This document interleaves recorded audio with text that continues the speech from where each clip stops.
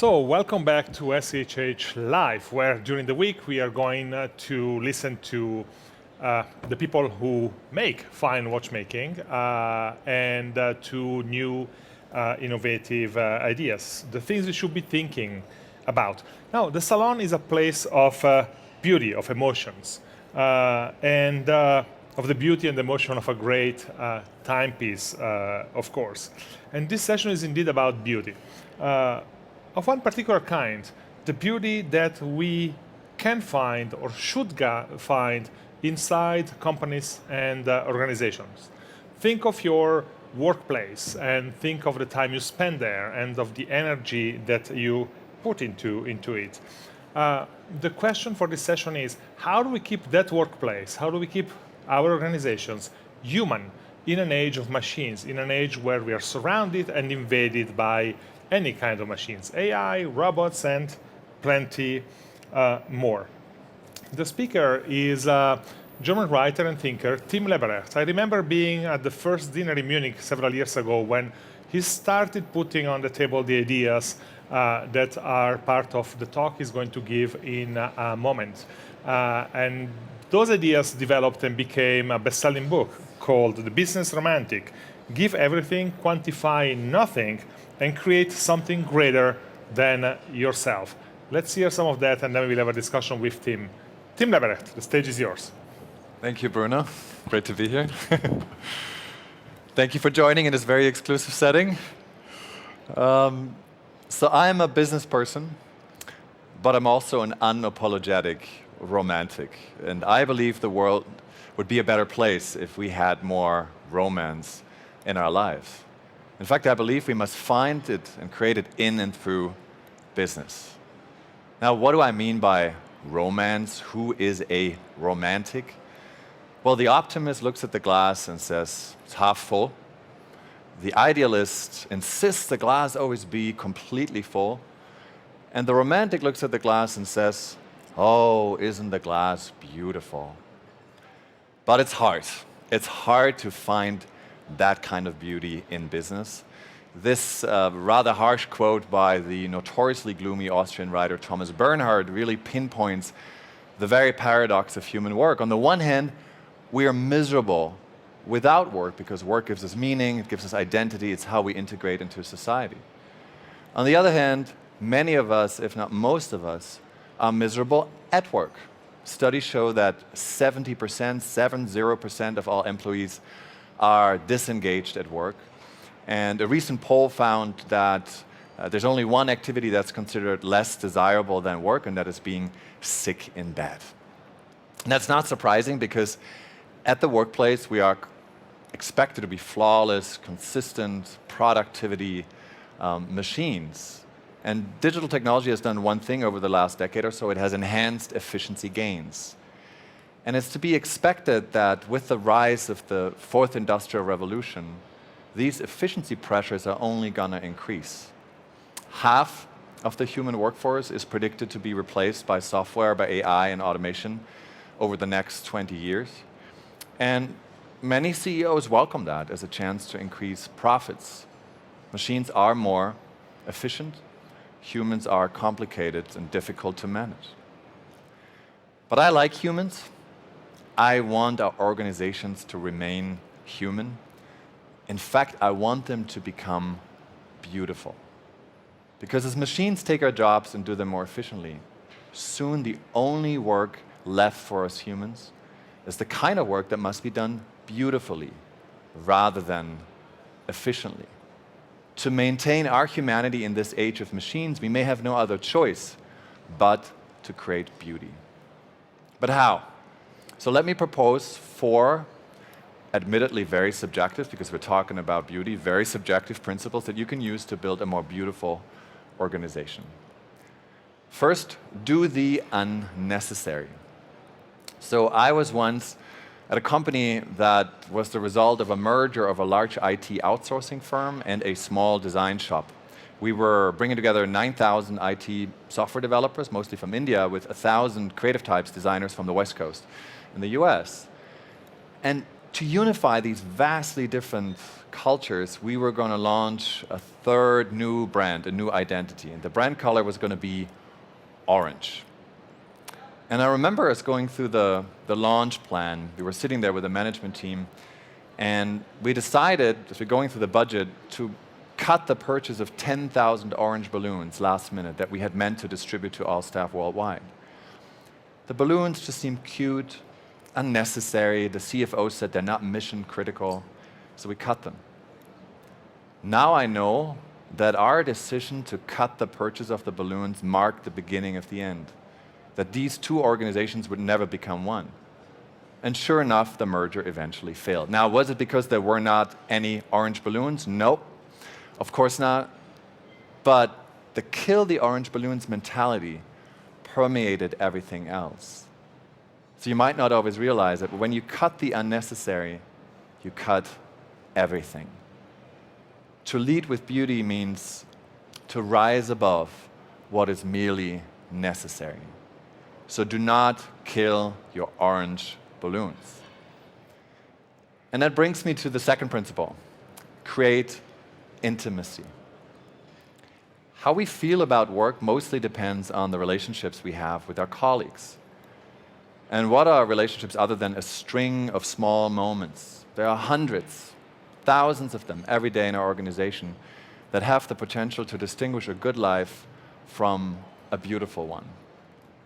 The secret of a healthy relationship, according to marriage researchers, it's not the great gesture or the lofty promise, it's small moments of attachment. In other words, intimacy.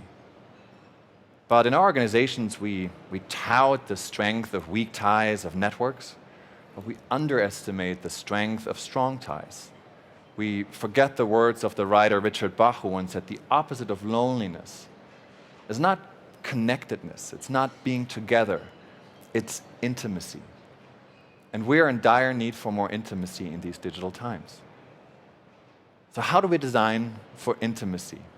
Well, let's learn from the artists. For example, performance artist Marina Abramovich, who held the exhibition The Artist is Present at the Museum of Modern Art in New York City a few years ago, where she sat across from one visitor at a time, 5 minutes each, for a total of 718 hours, simply looking into each other's eyes, silently tolerating each other's gaze, celebrating the kind of time that is thick instead of being lean and efficient.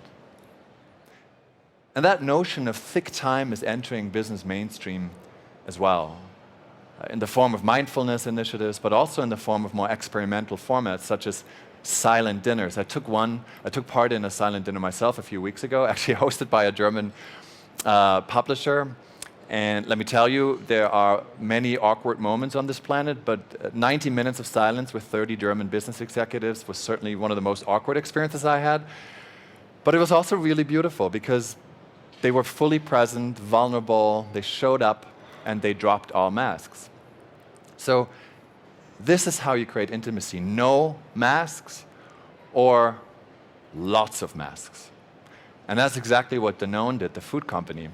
When it was trying to translate its new strategy into a number of product initiatives, it gathered 200 employees from all pockets of the organization. They gathered at Evian, at the headquarters. And then they asked them to wear costumes for the entire 3-day meeting. Feather boas, silly hats, wigs, and so forth. And they left the meeting with concrete outcomes and lots of enthusiasm.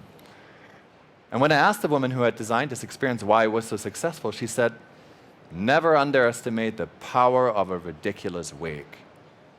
Because wigs erase hierarchy, and hierarchy kills intimacy, both ways, for the CEO and the intern alike.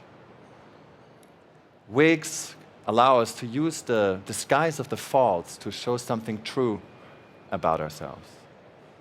And that's not easy in our everyday work lives, because the relationship we have with our organizations often resembles that of an old married couple that has grown apart, suffered through betrayals and disappointments, and is now desperate to be beautiful for one another once again. But the first step towards beauty involves a huge risk, the risk to be ugly. Now, when you look at today's workplaces, it strikes me that many of them look like anything but work, more like beach clubs, vacation resorts, college campuses. Companies speak of play and gamification, and one startup even says when someone gets fired, they have graduated. But that kind of beautiful language only goes skin deep. Real, ugly cuts clean to the bone, as the writer Dorothy Parker once put it. To be authentic is to be ugly. It doesn't mean that you can't have fun or you have to give in to the cynical, but it does mean that eventually you speak the actual ugly truth. Like Andrew Mason did, the CEO of Groupon. On the last day with his company, he sent a note to all employees saying that after 4.5 intense years, I decided to spend more time with my family. Just kidding, I was fired today. And rightly so, because I was the CEO, I made a number of mistakes, I am accountable. Or speaking the actual ugly truth like this manufacturer did, that was trying to transform one of its struggling business units. So it identified all the issues that had become obstacles to better performance, named them, and then pinned them on a large board, and then moved all these large boards into one big room and called it the ugly room. The ugly became visible for everyone to see. Became celebrated. It became a mirror, an exhibition, an operating room for a biopsy on the living flesh to cut out all the bureaucracy. Speaking of which, the ugliest part of our body, literally and neurologically, is the human brain. Because our brain renders ugly what is unfamiliar to it. Strange objects, sounds, and people. But we've all been ugly once. We were maybe an ugly baby, the new kid on the block, a foreigner. And we will be ugly again when we don't belong. Because things tend to get ugly when there's only one truth, one meaning, when there are only answers but no questions. Beautiful organizations keep asking questions. They keep asking why. They don't settle in comfort. They keep suffering a little bit. And that's the fourth and last principle. And that is somewhat counter to the way we design most of our workplace and customer experiences, because they're all designed for instant gratification, convenience, ease of use, with Amazon soon delivering everything our heart can possibly desire to our doorstep via drone. In Japan, by the way, you can already order a priest through the Amazon platform. So yeah, we like convenience. But at the same time, why is it that we climb up the mountaintops of the Alps just to see the leading bikers of the Tour de France fly by in 10, 15 seconds? Why do thousands of people participate in this phenomenon called ice swimming, jumping into ice-cold water? Not very convenient, actually a little bit of suffering.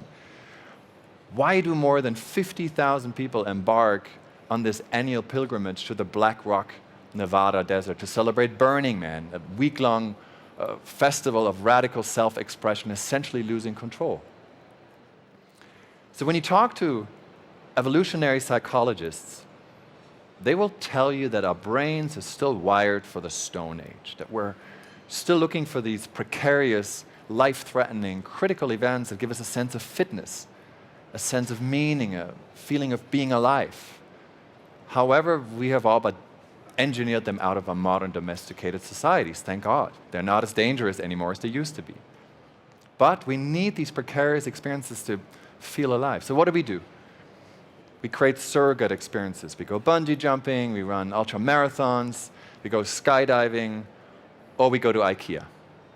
IKEA has perfected the art of making its customers suffer a little. It has perfected the art of frustration. So if you're in IKEA parkour, it's like the seventh circle of hell. If you're like me, you try to self-assemble a Billy Oslo or clip-on piece of furniture. It's basically a reminder of your own existential incompetence. And the same principle of frustration, by the way, applies to all customer loyalty programs. Take frequent flyer miles. Do we ever cash in? No. It's all about delayed gratification. It's all about permanent unfulfillment. It's all about suffering a little bit. So do the unnecessary, create intimacy, be ugly, and suffer a little. Those are not only the principles of beautiful organizations, but also the traits of the romantic. 200 years ago, actually not far from here in Geneva, the Romantic movement emerged as a response to the Age of Enlightenment, to the regime of practical, rational reason. And it espoused virtues such as unpredictability, mystery, ambiguity, emotion. And I believe we're on the cusp of a new Romantic era. We need a new Romantic movement, this time coming from the heart of business, this time in response to the disenchantment caused by the datafication, the quantification of everything. Romance is ultimately what makes us human in an age of machines. And that's important because we live in this strange age of dissonance where we're more connected than ever before, but we're also lonelier than ever. We are drowning in an abundance of data and information, but the prevailing sentiment of our time appears to be one of loss. Losing stability, certainty, our story, maybe a sense of identity, maybe even agency in light of AI and automation. And this is why it's so important that we build and nurture organizations that are like gardens and not machines, that value, again, what we cannot measure, that create things that are not only more useful, but also more beautiful. Beauty can save the world indeed. If we combine these 4 principles that I shared with the promise of exponential technologies, then I believe we can live more romantic lives with more identities and more worlds and more meaning. It's not going to make us exponentially more productive, but perhaps just a little bit more human. Thank you. Thank you, Tim. Thank you. You have built a bit of a reputation for taking conventional views on the way we live and work and turning them upside down with pretty strong and convincing arguments. And recently, you basically took on the idea that we live in a time of collaboration and sharing, and you published an article called Think More, Collaborate Less, where you make essentially the argument that the craze of collaboration in which we live distracts us or makes us less capable of thinking. If we don't suffer of information overload, we suffer of collaboration overload. Yeah. Can you explain? And I'm the biggest sinner myself, so I suffer from collaboration. We are twins on that. Oh, we have screens on it? No. Oh. So I suffer from that myself, and I think 2 things have happened. One is that the software industry realized that applications that follow the logic of conversations are more user-friendly, and at the same time, organizations became more democratic, so the hierarchies got flattened, crowdsourcing and other phenomena. And so at its extreme, I think, something happens like what I experienced at an IT firm where we had an internal social media network. It became so popular that it was an ongoing conversation that at some point the management team had to chime in to join a conversation about the selection of food in the cafeteria. So conversation is great, but too much conversation really distracts us from what is essential, and collaboration is great, but I believe too much collaboration really happens at the expense of thinking. And thinking deeply and alone is a real solitary act. Critical thinking is actually very lonely because it often means you have to go against the grain. And I kind of feel like in organizations that we tend to reward the team player and the one who collaborates and is constantly in conversations rather than the lone thinker, the lone philosopher. And I'd wish that we actually rewarded the lone philosopher, the thinker, more than just a collaborator. It's indeed a pretty lonely position, especially in a time where we are kind of measured by the number of followers and likes we have. Yeah, no, absolutely. It's becoming a sort of social tracking and social ranking system. Well, we know that companies are introducing reputation scores. So we have our own one, right? We are quantifying ourselves, we're tracking our fitness, even our relationships. Yep. There are even apps that track how we're spending our time and whether we should maybe spend less time with Bruno and more time with, Tom. So we are in the temple of time here, the Salon. It's all about time, and you wrote an article just a couple of days ago where you argued in the age of machine, a critical skill is what you call time literacy. What is that? Well, time literacy is, I believe automation and the fourth industrial revolution will force us to define what is a good life, and that's inextricably tied to what is a good time. And very likely, if we live in a post-employment society, we will have either a lot of underemployed or unemployed with a lot of free time, maybe basic income, or we have people joining the gig economy with a lot of unstructured time as well. So both groups will have a lot of unstructured time.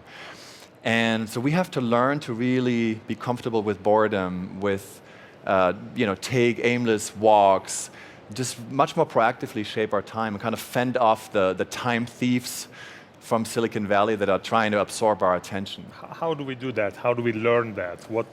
I assume there is no checklist for now, but help us think through that. I believe it's knowledge and experience. So knowledge, I would say it's probably really a subject we should teach at school. It is taught to some degree, of course, clubbed into other subjects, but I think it really warrants its own subject early on, like time literacy, becoming conscious of time. And then the second aspect is to really experience it. There is this push, for example, in Europe to shorten summer vacations, to go back to school and learn more faster. But it's exactly these moments when we have unstructured time where we form character, where we learn about ourselves, where we become comfortable with ourselves. So I think it's about really trying to defend that space and carving out space for thick time. Mm-hmm. You just mentioned Silicon Valley, and one of the suggestions in your article is protect your time from Silicon Valley. What's that about? Well, Silicon Valley has now assumed the role of the advertisers a decade or 2 decades ago. So they're basically vying for our attention, and they're very, very smart and sophisticated in doing so. So they call it engagement, but essentially it's an attack on our attention, which is a non-renewable resource. So all the digital platforms, Facebook and Google and others, are trying to do that. So I think it's just very important that we're conscious of that, and that we don't allow Silicon Valley to shape our perception, our concept of time, that we always sort of maintain a space that is outside of their regime. You published a book about these ideas and more a year and a half ago, something like that, called The Business Romantic. It's been commented and translated in many languages. Do you feel you have had an impact? I mean, you have spoken a lot about these issues too.